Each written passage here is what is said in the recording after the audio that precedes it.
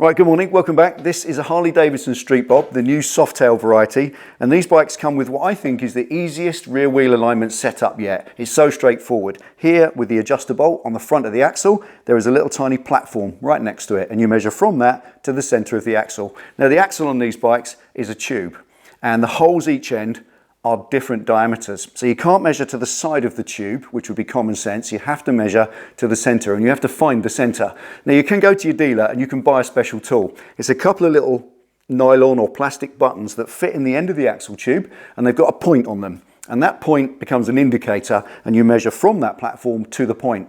And that gives you, once they're the same either side, perfect rear wheel alignment, easy. Now, I always begrudge buying special tools if I possibly can, so I'm going to make a couple of those myself so I can check the rear wheel alignment on this bike, and when I've done them, I'll show you how they work in practice. Let's do it.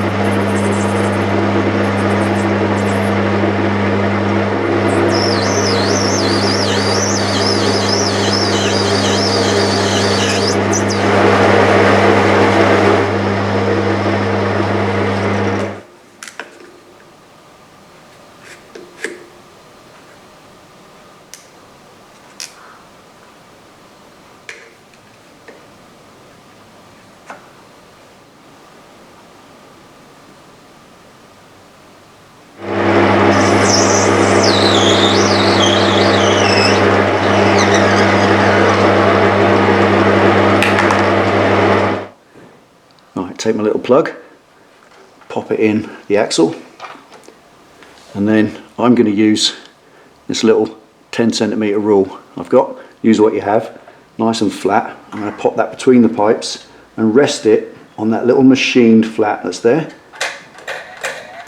Make sure it's nice and flat. Then take caliper, and with the tail end I'm just going to measure between the point and the face of that rule. There it is, 49mm. Now we compare that with the other side. Right, cap in, put the rule against that flat platform, nice and flat, and then register with the tail of your caliper from the point tip to the face of that rule. And there it is again, exactly the same, 49.